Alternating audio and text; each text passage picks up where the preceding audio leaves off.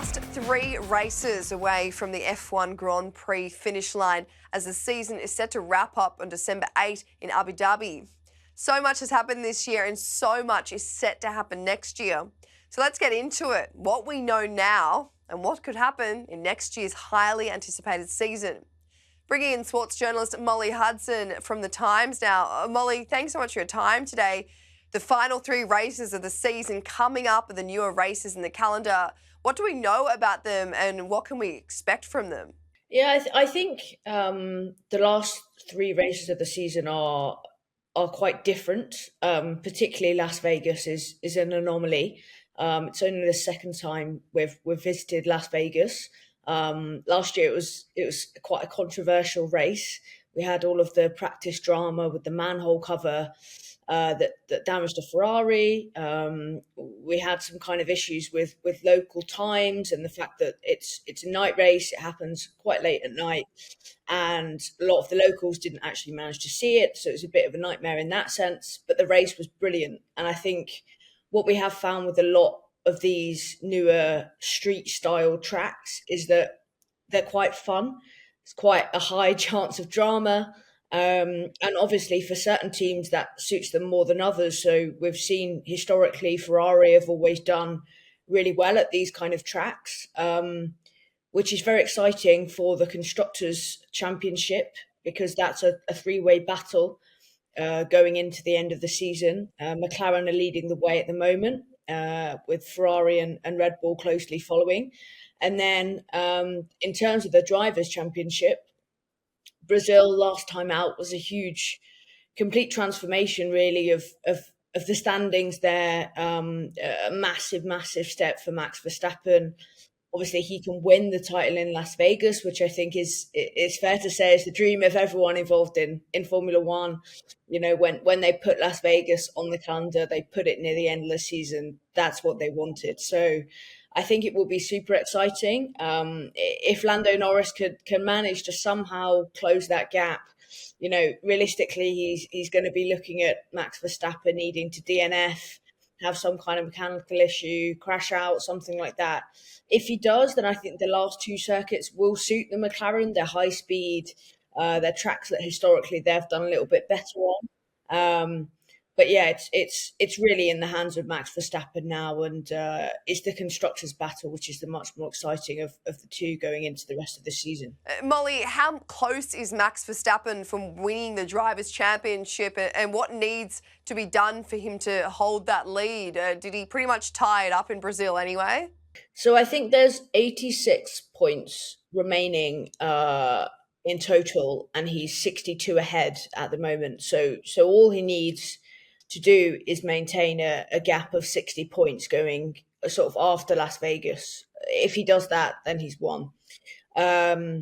Realistically, he's going to win, bar an absolutely remarkable sort of historical turnaround where he crashes at every race left. I think his performance in Brazil was really a champion's drive. You know, it's very difficult in those conditions, in the wet. Very little visibility with the way that F1 cars run. There's a lot of spray from the car in front. He came from 17th on the grid to win that race. He didn't really put a foot wrong on the Sunday when a lot of other drivers, including Lando Norris, were making mistakes, were going wide. So really that was the champion's drive. And I think when he does eventually win it, I think it's that one that we'll look back on and think, that's really where he won it. And maybe that was a little bit of a reminder for everyone, really, that although Max is controversial, sometimes his driving can be judged as too aggressive. And maybe he has stepped over the line a little bit in some of the battles with Lando this season. He's just got that absolute talent, especially in the wet. And he was just the best driver on the grid. And he absolutely showed it that weekend. And that is really, I think, what will decide the title. Now he just has to keep his Red Bull on track, and I think he'll win. Looking ahead to next year, what more does Lando Norris need to do to go one step further and actually win the championship, assuming it's now out of reach for him this year? I think next year offers a real opportunity because it's the last year of these regulations. So we expect McLaren to be quick again. I think since probably Miami, overall, they've probably had the slightly quicker car. You know, it hasn't been a huge difference, but I think in terms of most of the cars on the grid, they've been the quickest. Um, and I think it's really just been a matter of experience. You know, Max Verstappen came through that incredible title run in 2021. There was so much media attention. There was so much drama. It was such a tight battle between himself and Lewis. And I think the fact that he got through all of that, he won, he got his first title. Then his last two wins have been pretty smooth sailing. By far, the Red Bull was the quickest car. I think for Lando, he hasn't had any of those learning experiences. And actually, the McLaren was really quite poor at the start of last season, and they've admitted that. And actually, they were at the back of the grid. So Lando didn't even really have the experience of leading races, just being in control. And that's a different kind of pressure if you speak to all of the drivers. And I think he's still been getting used to that. Obviously, he's also had a lot more media attention. He's been wheel to wheel with Max in a car that's actually capable of beating him for the first time. And I think he's maybe still been figuring out a little bit how to deal with the way that Max drives, that aggressive style that I mentioned. Um, so I think for Lando, a lot of it is experience, but I think he also is maybe missing that sort of real killer instinct. And again, maybe that will develop. It's hard to know because it's his sort of first time being in this situation. But I think he has to really believe that he can win it, that he's good enough, that he's better than Max. And there's been times this season where maybe he's because they're really good friends off track.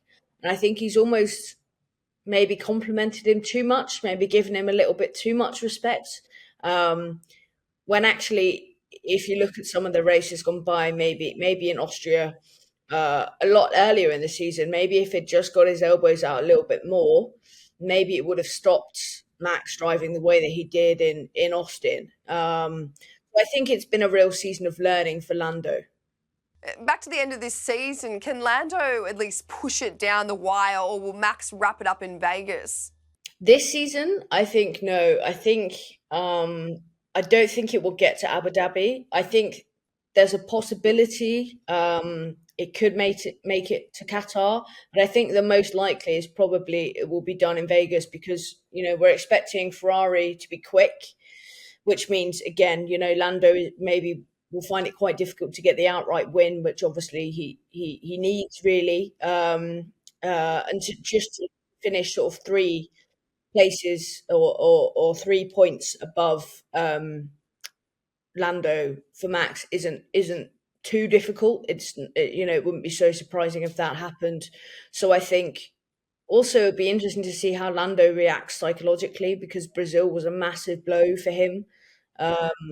Everyone has basically written him off now just because of the huge points differential. So it'd be interesting to see how he actually responds to that, and whether he almost, of course he'll try, but it's now this season is looking more like almost learning again to take into next season rather than maybe where he was before Brazil, which was genuinely thinking, you know what, we can win this.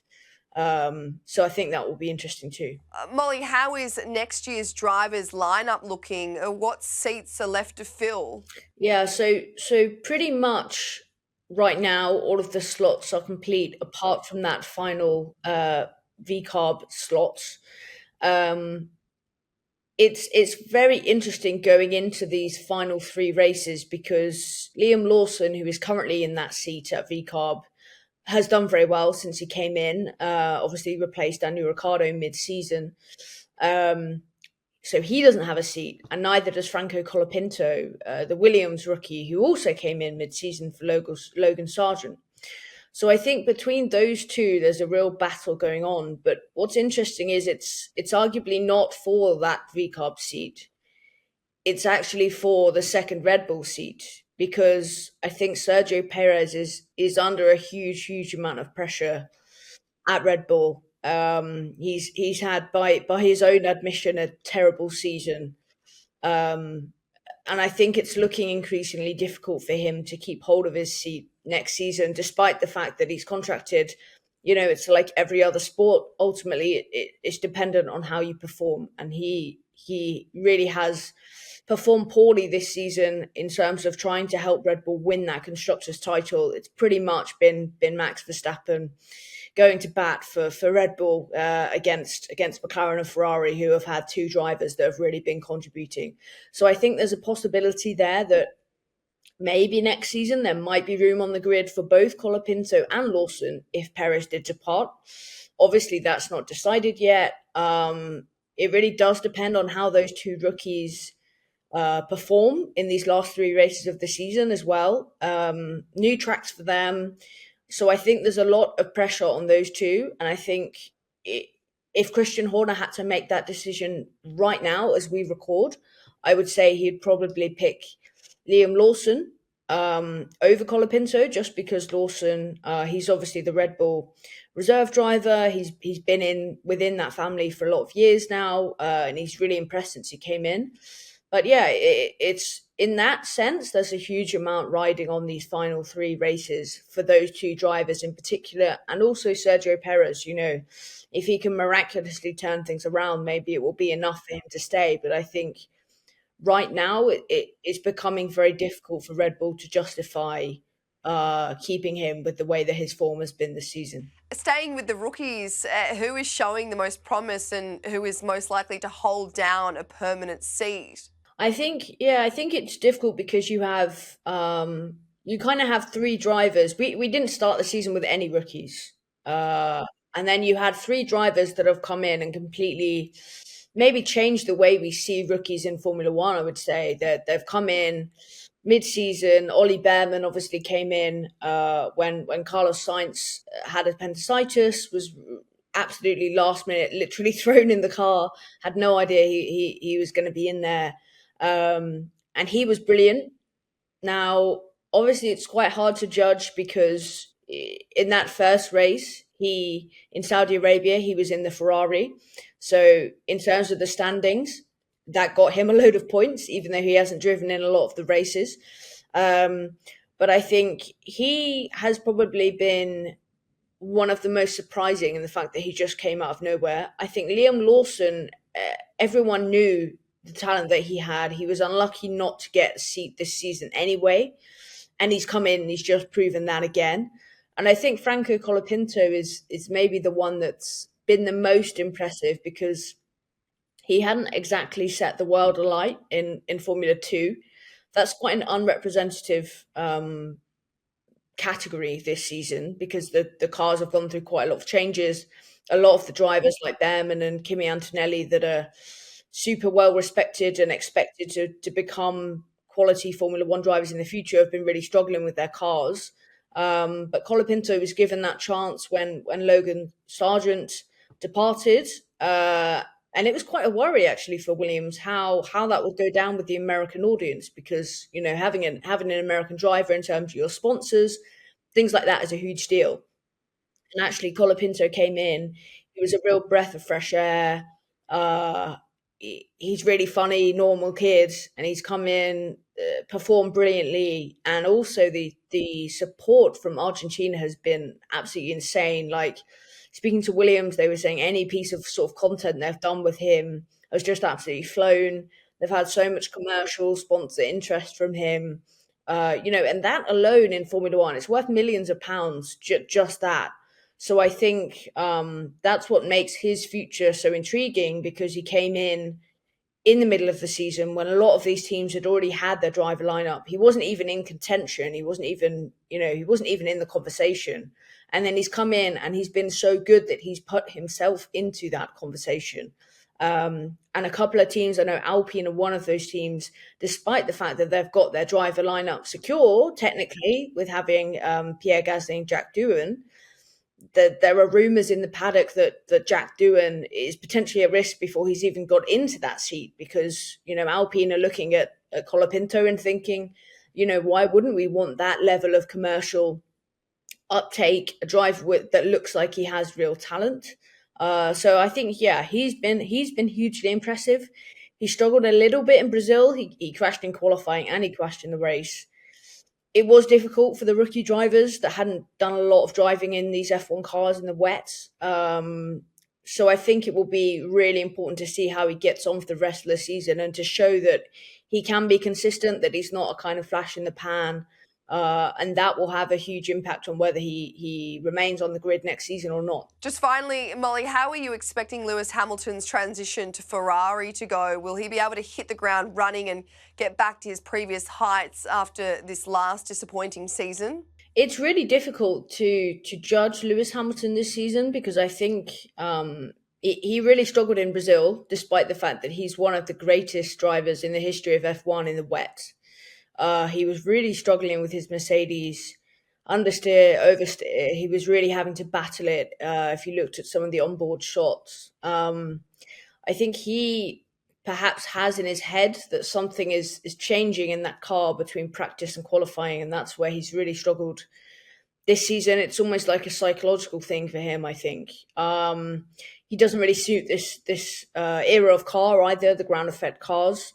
So I think next season it will be a real reset, a fresh start with him at Ferrari, who are hugely excited to have him to reunite with Fred Vasseur, who he's known since he was a kid in karting. I think it will just be a reset for him. It will be a chance to kind of have a clean slate, a new car, a different team, a completely different culture going into an Italian team. So I think there's a real possibility that he does well. I think it bodes well for him how well Ferrari have ended this season. Carlos Sainz, who is leaving that team to go to Williams, has said it's a bit of a shame because he feels as though they can be a genuine title contender next season. And I think it will be really interesting to see how Hamilton stacks up against Charles Leclerc, who has kind of been the golden boy at Ferrari for several years, the kind of one that they saw as being the one that could become a world champion. And it will probably be the first time really that Leclerc has gone against somebody with the caliber of Hamilton. So it'll be really interesting to see how that dynamic plays out. If they're close together on track, how are Ferrari going to handle that?